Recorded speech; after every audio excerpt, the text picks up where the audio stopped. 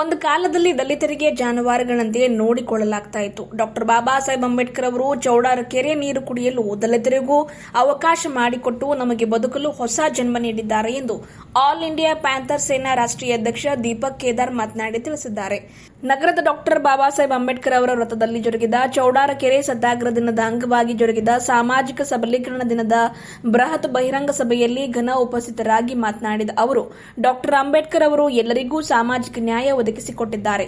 ಅದೇ ಪದ್ಧತಿಯನ್ನ ಬೀದರ್ನಲ್ಲಿ ಭರತ್ ಕಾಂಬ್ಳೆ ಅಧ್ಯಕ್ಷತೆಯಲ್ಲಿ ಆಲ್ ಇಂಡಿಯಾ ಪ್ಯಾಂಥರ್ ಸೇನಾ ಮುಂದುವರಿಸಿಕೊಂಡು ಹೋಗ್ತಾ ಇರುವುದು ಶ್ಲಾಘನೀಯ ಕಾರ್ಯ ಎಂದರು. ಚೌಡಾರ ಕೆರೆ ಕ್ರಾಂತಿಗೆ ಎಲ್ಲರೂ ಸಲಾಂ ಹೊಡೆಯಲೇಬೇಕು. ಈ ಕ್ರಾಂತಿಯು ಆತ್ಮ ಸನ್ಮಾನದ ಪ್ರತೀಕ. ಇದು ದಲಿತರಿಗೆ ಹಾಗೂ ಮಹಿಳೆಯರಿಗೆ ಜೀವಿಸುವ ಸ್ವಾತಂತ್ರ್ಯ ತಂದುಕೊಟ್ಟಿದೆ ಎಂದರು. ಈ ಕಾರ್ಯಕ್ರಮದಲ್ಲಿ ದಿವ್ಯ ಸಾನ್ನಿಧ್ಯ ವಹಿಸಿದ್ದ ಯಮ್ಮಕನ ಮರಡಿಯ ಶೂನ್ಯ ಸಂಪಾದನಾ ಪೀಠದ ಉತ್ತರಾಧಿಕಾರಿ ಪೂಜ್ಯ ಶ್ರೀ ಸಿದ್ದಬಸವ ದೇವರು ಮಾತನಾಡಿ, ಚೌಡಾರ ಕೆರೆಯ ನೀರಿಗಾಗಿ ಡಾಕ್ಟರ್ ಬಾಬಾ ಸಾಹೇಬರು ಮಾಡಿದ ಕ್ರಾಂತಿ ಮನುಕುಲವನ್ನ ಬಡಿದೆಬ್ಬಿಸುವಂತಿತ್ತು. ದಲಿತರಿಗೆ ದಾಸದಿಂದ ಗುಲಾಮಗಿರಿಯಿಂದ ಬಿಡುಗಡೆಗೊಳಿಸಿದ ಅಮೂಲ್ಯ ಸಂದರ್ಭವಾಗಿತ್ತು. ಇತಿಹಾಸವನ್ನ ಯಾರೂ ಮರೆಯದೆ ಸಮಾನತೆಯ ಹೋರಾಟಕ್ಕೆ ಕೈಜೋಡಿಸಬೇಕು ಎಂದು ತಿಳಿಸಿದರು. ಕಾರ್ಯಕ್ರಮ ಉದ್ಘಾಟಿಸಿದ ಪೌರಾಡಳಿತ ಮತ್ತು ಹಜ್ ಸಚಿವ ರಹೀಂ ಖಾನ್ ಮಾತನಾಡಿ, ಪ್ರಾಣಿಗಳಿಗೆ ಚೌಡಾರ ಕೆರೆಯ ನೀರು ಕುಡಿಯುವ ಅವಕಾಶವಿತ್ತು, ಆದರೆ ಮನುಷ್ಯರಾದ ದಲಿತ ಸಮುದಾಯದವರಿಗೆ ನೀರು ಕುಡಿಯುವ ಅವಕಾಶ ಇರಲಿಲ್ಲ. ಇಂತಹ ದಾಸ್ಯತ್ವದ ವ್ಯವಸ್ಥೆಯನ್ನ ಸಮಾಜದಿಂದ ಬೇರು ಸಮೇತ ಕಿತ್ತೆಸಬೇಕಾದರೆ ಸೂರ್ಯ ಚಂದ್ರ ನೀರು ಗಾಳಿ ಬೆಂಕಿಗಿಲ್ಲದ ಭೇದ ಭಾವ ಮಾನವರಿಗೇಕೆ ಎಂದು ಪ್ರಶ್ನಿಸಿದರಷ್ಟೇ ಅಲ್ಲದೆ ಎಲ್ಲರಿಗೂ ಸಮಾನವಾಗಿ ಬದುಕುವ ಹಕ್ಕು ಡಾಕ್ಟರ್ ಬಾಬಾ ಸಾಹೇಬ್ ಅಂಬೇಡ್ಕರ್ ಅವರು ನೀಡಿದ್ದಾರೆ. ಯುವಕರು ಇದನ್ನು ಅರ್ಥೈಸಿಕೊಳ್ಳಬೇಕು ಎಂದರು. ಕಾರ್ಯಕ್ರಮದ ಅಧ್ಯಕ್ಷತೆ ವಹಿಸಿದ್ದ ಆಲ್ ಇಂಡಿಯಾ ಪ್ಯಾಂಥರ್ ಸೇನಾ ಜಿಲ್ಲಾಧ್ಯಕ್ಷ ಭರತ್ ಕಾಂಬ್ಳೆ ಮಾತನಾಡಿ, ಕಳೆದ ವರ್ಷದಿಂದ ನಗರದಲ್ಲಿ ಚೌಡಾರ ಕೆರೆ ಸತ್ಯಾಗ್ರಹ ಕುರಿತು ಜನರಲ್ಲಿ ಜಾಗೃತಿ ಮೂಡಿಸಲಾಗ್ತಾ ಇದೆ. ಮುಂದಿನ ದಿನಮಾನಗಳಲ್ಲಿಯೂ ಕೂಡ ತಾಲೂಕಾ ಗ್ರಾಮ ಮಟ್ಟದಲ್ಲಿ ಜನರಲ್ಲಿ ಜಾಗೃತಿ ಮೂಡಿಸಲಾಗುವುದು. ಅಂಬೇಡ್ಕರ್ ಅವರು ಸರ್ವರಿಗೂ ಸಮಬಾಳು ಸಮಪಾಲು ನೀತಿಯನ್ನು ಆಚರಣೆಗೆ ತರಲು ಪ್ರಯತ್ನಿಸಲಾಗ್ತಾ ಇದೆ. ಚೌಡಾರ ಕೆರೆ ಬೃಹತ್ ಬಹಿರಂಗ ಸಮಾವೇಶದ ಯಶಸ್ವಿಗೆ ಸಹಕರಿಸಿದ ಎಲ್ಲರಿಗೂ ಕೃತಜ್ಞತೆ ಸಲ್ಲಿಸಿದರು. ವೇದಿಕೆ ಮೇಲೆ ದಿವ್ಯ ಸಮ್ಮುಖವನ್ನ ಅಣದೂರಿನ ಪೂಜ್ಯ ಭಂತೆ ಸಂಘ ರಕ್ಷಿತ್ ಅವರು, ಪೂಜ್ಯ ಸಿದ್ದರಾಮ್ ಬೆಲ್ದಾರ್ ಶರಣರು ಕೌಟ ವಹಿಸಿದ್ರು. ವೇದಿಕೆ ಮೇಲೆ ಪ್ರಮುಖರಾದ ಅಬ್ದುಲ್ ಮನ್ನಾನ್ ಸೇಠ್, ಬಾಬು ಮಲ್ಕಾಪುರ್, ಕೆಎಎಲ್ಇ ಸಂಸ್ಥೆಯ ನಿರ್ದೇಶಕಿ ಕ್ರಾಂತಿ ಕಲ್ವಾಡಿಕರ್, ಯೂಸುಫ್ ಪಹಲ್ವಾನ್, ಬಸವರಾಜ್ ಕಾಂಬ್ಳೆ, ಉದಯ್ ಕುಮಾರ್ ಸೋನಿ, ಶಶಿಕಾಂತ್ ಪಾಟೀಲ್ ಚೌಡಿ, ಸೇನಾದ ಗೌರವ ಅಧ್ಯಕ್ಷ ದೇವೇಂದ್ರ ಕುಮಾರ್ ಆರ್ ಸೋನಿ, ಕೃಷ್ಣ ನಾಟಿಕರ್, ಸಂಗಪ್ಪ ಚಿದ್ರಿ, ಸಂತೋಷ್ ಕಾಂಬ್ಳೆ, ಸುಜಿತ್ ಬಡ್ಗೇರ್, ಎಲ್ಎಸ್ ಮಲ್ಕಾಪುರೆ, ಸೂರ್ಯಕಾಂತ್ ಯದ್ಲಾಪುರೆ, ಶಾಮರಾವ್ ಮಲ್ಕಾಪುರೆ, ಓಂ ಪ್ರಕಾಶ್ ಕಾಂಬ್ಳೆ, ರಾಜು ಸುಲ್ತಾನ್ಪುರ್, ಭಾಗ್ಯಶಾಲ್ ಕಾಂಬ್ಳೆ ಸೇರಿದಂತೆ ಇನ್ನಿತರರು ಇದ್ದರು. ಕುಡಿಯೋದಕ್ಕೆ ನಮ್ಮ ದೇಶದ ಜನ 2,500 ವರ್ಷ ಪ್ರಯತ್ನ ಪಟ್ಟರು, ನೀರು ಕುಡಿಯಕ್ಕಾಗಲಿಲ್ಲ. ಅದು ಮಹಾಕೆರೆ ಒಂದೇ ಅಲ್ಲ, ಅಲ್ಲಿ ನಡೆದಿರುವಂತಹ ಹೋರಾಟ ನಮ್ಮ ದೇಶದ ಮೊಟ್ಟ ಮೊದಲ ಜಲ ಸಂಗ್ರಾಮಕ್ಕೆ ಕಾರಣವಾದಂತಹ ಒಂದು ಹೋರಾಟವೇ ಹೊರತು ಬಹುತೇಕ ನಿಮ್ಮ ಊರೊಳಗಿರುವಂತಹ ಯಾವುದೇ ದೇವಸ್ಥಾನಗಳ ವಲಯ ಮಟ್ಟದಲ್ಲಿರುವಂತಹ ಉತ್ತಮ ಕೆರೆಯಲ್ಲಿರುವಂತಹ ಸಾರ್ವಜನಿಕ ಕೆರೆ ಬಾವಿಗಳಲ್ಲಿ ನೀರು ಕೊಡುವಂತಹ ಗಂಡಸು ಈ ಭೂಮಿ ತಲೆ ಮೇಲೆ ಒಬ್ಬರು ಹುಟ್ಟಿರಲಿಲ್ಲ. ಡಾಕ್ಟರ್ ಬಾಬಾ ಸಾಹೇಬ್ ಅಂಬೇಡ್ಕರ್ 2 ಮೆಟ್ಟಲುಗಳನ್ನು ಇಳಿದು ಬೊಗಸೆ ಒಳಗೆ ನೀರು ಕೊಡದ ಅಂತ ತಿಳ್ಕೊಂಡು ದಲಿತರೆಲ್ಲರೂ ನೀರು ಕುಡಿಯಕತ್ತೀರ ಅನ್ನೋದನ್ನು ಕೂಡ ನೀವು ಯಾರು ಮರಿಬಾರದು. ಆ ಕೆರೆಯ ನೀರು ಕುಡಿಯುವಂತಹ ಸಂದರ್ಭ ಅವತ್ತಿನ ಕಾಲಕ್ಕೆ ಡಾಕ್ಟರ್ ಬಾಬಾ ಸಾಹೇಬ್ ಅಂಬೇಡ್ಕರ್ ಬಹುಜನರಿರುವಂತಹ ಎಲ್ಲರನ್ನ ಸುಮಾರು ಈ ಭೀಮಾ ಕೋರೆಗಾಂವ್ ಅನ್ನುವಂತಹ ಯುದ್ಧವನ್ನು ಸುಮಾರು 500 ಜನ ಮಹರ್ ಸೈನಿಕರು 25,000 ಜನ ಪೇಶ್ವೆಗಳನ್ನು ಕೊಂದಂತಹ ಇಂಥ ಪರಾಕ್ರಮಿಗಳಿಂದ ಊರಿಗೊಂದೊಂದು ಬಾವಿ ತೆಗೆಸಬಹುದಾಗಿತ್ತು ಡಾಕ್ಟರ್ ಬಾಬಾ ಸಾಹೇಬ್ ಅಂಬೇಡ್ಕರ್ ಸಂಘಟನೆ ಮಾಡಿದ್ರೆ. ಆದ್ರೆ ಯಾಕೆ ಆ ಕೆರೆ ಒಳಗಡೆ ಹೋಗಿ ನೀರು ಕೊಡಿದ್ರಂದ್ರೆ, ನಾವು ಎಲ್ಲರೂ ಕೂಡ ಸಮಾಜದಲ್ಲಿರುವಂತಹ ಎಲ್ಲಾ ಜೀವಿಗಳಂತೆ ಜೀವಿಸುವ ಹಕ್ಕು ಕೂಡ ಈ ದೇಶದ ದಲಿತರಿಗಿದೆ ಅನ್ನುವಂತಹ ಒಂದು ಪ್ರಜ್ಞಾ ಮನೋಭಾವವನ್ನು ಮೂಡಿಸೋದಕ್ಕಾಗಿನೇ ಆ ಮಹರ್ ಕೆರೆಗೆ ತಲೆಗಿಳಿತಾರೆ. ಎಲ್ಲರೂ ಕೂಡ ಹೋದ್ರು, ಹಂಗೆ ಇಳಿದ್ರು, ದೋದ್ರದ ಕಚ್ಚಿ ಕೈಯಾಗಿ ಹಿಡ್ಕೊಂಡು 2 ಕಾಲುಗಳನ್ನು ಆ ಮೆಟ್ಟಿಲ ಮೇಲೆ ಇಳಿದು ಕುಂತ ಬಗಸಿ ಒಳಗೆ ನೀರು ಕುಡಿಯುವಂತಹ ಸಂದರ್ಭದಲ್ಲಿ ಈ ದೇಶದ ಉತ್ತಮರೆಲ್ಲರೂ ಕೂಡಿ ಒಂದು ಮಾತು ಹೇಳಿದ್ರು. ಅಂಬೇಡ್ಕರ್ ಅವ್ರ ಜನ ಎಲ್ಲ ಕರ್ಕೊಂಡು ಹೋಗಿ ಕೊಲ್ಯಾರ್ಕೇರಿ ಮಾದರ್ಕೇರಿ ಮಂದಿನೆಲ್ಲ ಕರ್ಕೊಂಡು ಹೋಗಿ ನಮ್ಮೂರು ವಿಶ್ವೇಶ್ವರ ದೇವಸ್ಥಾನದಾಗಿರುವಂಥ ಕೆರೆ ನೀರು ಕುಡಿಯಕತ್ತಾನೆ. ಕೆರೆ ನೀರು ಕುಡಿಯೋದು ಅಷ್ಟೇ ಅಲ್ಲ, ಆ ಕೆಲಸ ಏನ್ ಮಾಡ್ಯಾನಂತಂದ್ರೆ, ಇನ್ನು ಆ ಕೆರೆ ನೀರು ಕುಡಿದ ಮೇಲೆ ಅವ್ನ ಮುಂದಿನ ಹೋರಾಟದ ನಡಿಗೆ ಎಲ್ಲಿ ಐತೆ ಅಂತಂದ್ರೆ ವಿಶ್ವೇಶ್ವರ ದೇವಸ್ಥಾನವನ್ನು ಮೈಲಿಗೆ ಮಾಡುವಂತ ಕೆಲಸವನ್ನು ಡಾಕ್ಟರ್ ಬಾಬಾ ಸಾಹೇಬ್ ಅಂಬೇಡ್ಕರ್ ಇಟ್ಕೊಂಡಾರ ಅಂತ ತಿಳ್ಕೊಂಡು ಊರಾಗೆಲ್ಲ ಕೂಡ ಗಲಭೆ ಇತ್ತು. ಎಲ್ಲರೂ ಓಡೋಡು ಹೋದ್ರು. ಹೋದಾಗ ಹೋಗುವಂತ ಮಂದಿ ಹಂಗ ಹೋಗಿರ್ಲಿಲ್ಲ. ಕೈಯಾಗ ಕಾರ್ ಪುಡಿ ಇತ್ತು, ಕೈಯಾಗ ಬೆತ್ತ ಇತ್ತು, ಲಾಠಿ ಕಲ್ಲುಗಳ ತೂರಾಟ ಎಲ್ಲ ತಗೊಂಡು ಹೋದ್ರು.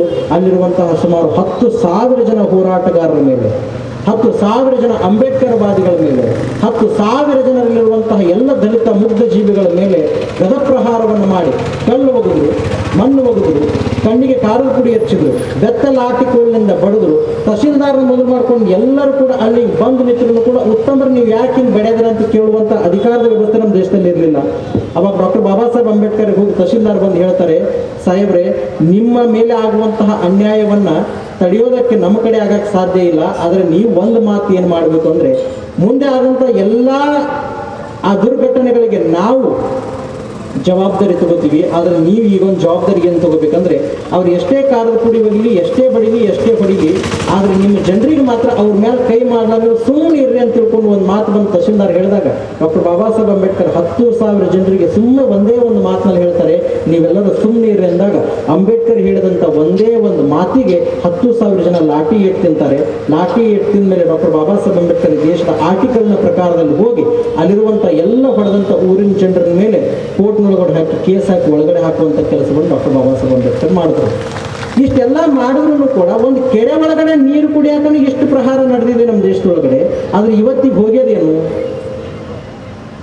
ಇವತ್ತೆಲ್ಲರೂ ಒಂದು ಪದರಾಗ ಒಂದು ದಲಿತರ ಹೆಣ್ಮಗಳು ಪದರಾಗ ಒಂದು ಹೆಣ ಸತ್ತು ಬಿದ್ದಿದ್ರೆ, ಮಗ ಸತ್ತು ಬಿದ್ದಿದ್ರೆ ಓದು ಊರಿರುವಂತಹ ರುದ್ರಭೂಮಿ ಒಳಗಡೆ ಹೋಗುವಂಥ ಹಕ್ಕಿಲ್ಲ. ಒಂದು ವೇಳೆ ಎಲ್ಲರೂ ಹೋಗಿ ಹೋಗಿದ್ರೆ ಅದನ್ನು 3-4 ದಿನದಾಗೆ ತೆಗೆಸಿ ಹಾಕಿ ಕೈಯಾಗಿ ಹೆಣ ಕೊಟ್ಟು ಕಳಿಸೋದನ್ನು ಕೂಡ ಇದೇ ಕರ್ನಾಟಕದ ಭೂಮಿ ಒಳಗಡೆ ನಾವು ನೋಡಿದ್ದೀವಿ. ಇನ್ನೂ ಕೂಡ ದಲಿತ ಪ್ರಬುದ್ಧದ ಮನೋಭಾವಗಳು ಹೋಗಿಲ್ಲ. ಯಾವಾಗಿನ ತನಕ ಇದು ಹೋಗಂಗಿಲ್ಲ, ಅಲ್ಲಿ ತನಕ ದಲಿತರಿಗೆ ಕೊಡುವಂತಹ ಮೀಸಲಾತಿಗಳು ಹೋಗಬಾರ್ದು ಅನ್ನೋದು ಕೂಡ ನಮ್ಮ ಒತ್ತಾಯ ಇದೆ ಅನ್ನುವಂಥದ್ದನ್ನು ಕೂಡ ತಲೆಗೆಟ್ಕೊಳ್ಬೇಕು. ಎಲ್ಲಿ ತನಕ ಕರ್ನಾಟಕದಲ್ಲಿ, ಎಲ್ಲಿ ತನಕ ಭಾರತ ದೇಶದಲ್ಲಿ ಜಾತಿ ಅನ್ನುವಂತಹ ಪದ ಇರ್ತದೆ, ಅಲ್ಲಿ ತನಕ ದಲಿತರಿಗೆ ಕೊಡುವಂತಹ 12% ಮೀಸಲಾತಿ ಇದ್ದೇ ಇರ್ತದೆ. ಅದನ್ನು ನಮ್ಮ ಹಕ್ಕು ಅನ್ನೋದನ್ನು ಕೂಡ ನೀವೆಲ್ಲರೂ ಹೇಳಬೇಕು. ಇಲ್ಲ, ಸುಮಾರು ಸಂಘಟನೆ ಇದ್ದಾರೆ, ಸುಮಾರು ಬಾಬಾ ಸಾಹೇಬ್ ಅಂಬೇಡ್ಕರ್ ಅವರು ಅಭಿಮಾನಿಗಳು ಇದ್ದಾರೆ. ಅವರೆಲ್ಲರೂ ನಮ್ಮ ಲೈಫ್ನಲ್ಲಿ 1 ವರ್ಷ ಆಗಲಿ 20 ವರ್ಷ ಆಗಲಿ ಜೀವನ ಹಾಗೆ ಹೋಗ್ತಾ ಇರ್ತದೆ. ಆದರೂ ಯಾವಾಗಲೂ 1-2-3 ತಾಸು ಬಾಬಾ ಸಾಹೇಬ್ ಎಲ್ಲಿ ಇರಲಿ ಕಾರ್ಯಕ್ರಮ, ಅಲ್ಲಿ ನಾವು ಇರಬೇಕು. ಒಂದೊಂದು ಮಾತು ಅವ್ರದ್ದು ಕೇಳಿದ್ರು ಅಂದ್ರೆ ನಮ್ಮ ಜೀವನ ಟರ್ನ್ ಆಗಿಬಿಡ್ತದೆ. ತಮ್ಮೆಲ್ಲರಿಗೆ ಗೊತ್ತಿದೆ ಇವತ್ತೇನು ಕಾರ್ಯಕ್ರಮ ಇದೆ. ಇವತ್ತು ಕಾರ್ಯಕ್ರಮದಲ್ಲಿ ಒಂದು ಮೆಸೇಜ್ ಕೊಡ್ಬೇಕು, ಒಂದು ಯೂನಿಟಿ ಇರ್ಬೇಕು. ದಲಿತ ಸಮಾಜ ಅಂತ ಇಲ್ಲ, ಎಲ್ಲರದು ಇದೆ ಇದರಲ್ಲಿ. ಯಾರು ಕಷ್ಟದಲ್ಲಿದ್ದಾರೆ, ಯಾರು ಈಗ ಒಳ್ಳೆ ರೀತಿಯಲ್ಲಿ ನಾವು ಮಾತಾಡ್ತಾರೆ. हम सबको मालूम होना चाहिए कि आज इतने शान से, हम इतने सम्मान से लोग फिरते हैं. हम लोग, हमारा जीवन, हमारे सभी कार्यक्रम, हमारे संस्कार, ये जो भी आज हमको इतना फ्रीडम मिला है ना, ये सब बाबा साहब अंबेडकर की देन है. ये किसी को पता नहीं, ये लोग ऐसा ही जी रहे हैं हम सब. अगर वो बाबा साहब की देन ना रहती तो हम रोड पे चलना भी मुश्किल. आशीर्वाद है जो संविधान सब समाज को इक्वल दिया है, सब समाज को हक. ये जितना supreme court, high court, DC, SP, जितने मिनिस्टर, चीफ मिनिस्टर, जितने भी लोग हैं, प्रधानमंत्री से लेके प्रेसिडेंट ऑफ इंडिया से लेकर नीचे तक, सभी बाबा साहब के अंडर चलते हैं. ये किसको पता है नहीं पता. बाबा साहब के संविधान के अंदर है सभी, कोई बड़ा नहीं है इसमें. उन्हीं के जितने बड़े लोग अपने आप को बड़े बोलते हैं, जब अपना बुरा टाइम चलता है, पुलिस केस होता है, कोर्ट में केस होता है, जब बाबा साहब का संविधान पे ही लड़ाई लड़ते हैं, इंसाफ मांगते हैं बाबा साहब के संविधान के ऊपर, बाहर आके बाबा साहब के बारे में कुछ उल्टा सीधा बोलते हैं. हम सबको पता होना चाहिए, ये हकीकत है. और कितने बड़े बड़े लोग बात करते हैं, जात पात की बात करते हैं, जरा सोचना चाहिए. इसलिए बाबा साहब अंबेडकर बोले हैं, तुम जितना जात पात करेंगे उतना तुमको खुदा बताएगा. आप देखिए स्कूल में सभी लोग बच्चे मिक्स है, ऑफिसर्स में मिक्स है, ट्रेन में, प्लेन में, फंक्शन में सभी जात के लोग मिक्स है. और वहां पे ऑक्सीजन लेते हैं. ऑक्सीजन पता है, आप सांस छोड़ रहे हैं, हम ले रहे हैं, हम सांस छोड़ रहे हैं, तुम ले रहे हैं. वो ऑक्सीजन क्या है? वो गरीब का ऑक्सीजन नहीं है, तुम ले रहे हैं अंदर जिस्म के अंदर. जब मैं बोलता तू गरीब का ऑक्सीजन गपचुप ले रहे उसका ऑक्सीजन क्लास में। साल यहाँ पर बीदर के डॉक्टर बाबा साहब अम्बेडकर सर के पास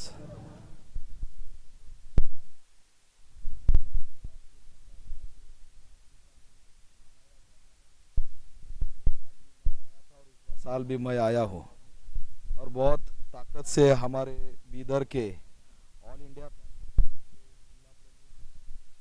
भारत अन्ना कांबड़े जो शेर है हमारे लिए, वो हर साल यहाँ पर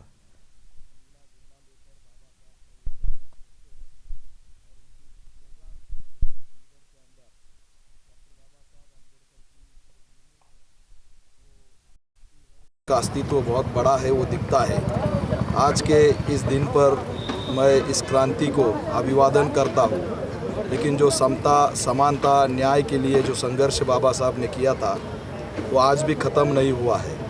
आज भी हमारे ऊपर बहिष्कार किया जाता है, आज भी हमको पानी नकारा जाता है, आज भी हमारे ऊपर अन्याय होते हैं। बीदर के अंदर और भालकी के अंदर बहुत सारे गांव है, बेलगुना गांव है, सोनाला गांव है, हल्की यल गांव है। हलसी यल गांव में आज भी सार्वजनिक कुआं खुला नहीं है। बेलगुना गांव में बच्चों ने कुछ झंडा लगाया और उसके 10 दिन बाद पुलिस ने वो झंडा निकालकर हमारे समाज के बुज़ुर्ग और जो युवा पढ़ते हैं उनकी ज़िंदगी एफआईआर करके बर्बाद कर दी। आज कैरेक्टर सर्टिफिकेट के अलावा कोई नौकरी नहीं मिलती। हमारे भालकी और बीदर के अंदर गार्डियन मिनिस्टर हो, ये सरकार हो, इनके इशारे पर बहुत सारे दलित युवाओं के ऊपर एफआईआर होती है। मैं इस 2 दिन के अंदर बहुत सारे दलित भाई और बहनों से मिला हूँ, मेरे बुज़ुर्ग माताओं से मिला हूँ और भूमिहीन का एक आंकड़ा 100% है। किसी को भी ज़मीन दी नहीं है, किसी को भी घर मिला नहीं है, किसी को भी वहाँ पर कर्ज मिलता नहीं युवाओं के लिए, बिजनेस के लिए। तो हम पूछते हैं कि 30,000 करोड़ जो एससी का सोशल जस्टिस का फंड है वो कहा जाता है और 14,000 करोड़ जो एसटी का सोशल जस्टिस का ये फंड है वो कहा जाता है, ये पूछते हैं। हमारे ही समाज के जी परमेश्वर और हमारे ही समाज के महादेव अन्नाप्पा ये गृह मंत्री और सामाजिक न्याय मंत्री है, फिर भी हमारे ऊपर सोशल जस्टिस क्यों नहीं होता, ये भी सवाल हम यहाँ से आज पूछते हैं। आरएसएस ने एक ट्रैप रखा है उपवर्गीकरण का। हमारे जो जस्टिस नागपुर से आते हैं, गवई जस्टिस गवई जो आरएसएस से ही संबंध में बिलोंग करते हैं और वो उनका जो है उन्होंने उपवर्गीकरण का कमिटमेंट किया और तब जाके देश में एबीसी और एबीसीडी का माध्यम से वर्गीकरण हो रहा है। कर्नाटक में एबीसी का एक वर्गीकरण का नागमोहन दास जो ब्राह्मण समाज से बिलोंग करते हैं उन्होंने वो अहवाल बनाया है। वो पूरा अहवाल केवल एससी एसटी में एक विघटन करने की साजिश है और इसीलिए बी को अलग परसेंट और ए को अलग परसेंट ये सब किया है। लेकिन संवैधानिक देखा जाए तो एससी एसटी आरक्षण में उपवर्गीकरण की कोई भी वहाँ पर कायदा नहीं है, कानून नहीं है, कलम नहीं है। फिर ये जस्टिस ने जो बनाया है वो बांटने के लिए बनाया है। लोग भीमा कोरेगांव जाते हैं, लोग चैत्य भूमि जाते हैं, लोग दीक्षा भूमि जाते हैं, वो बहुजन है और वहाँ जाकर 200 करोड़ 100 करोड़ के किताब लेके आते हैं।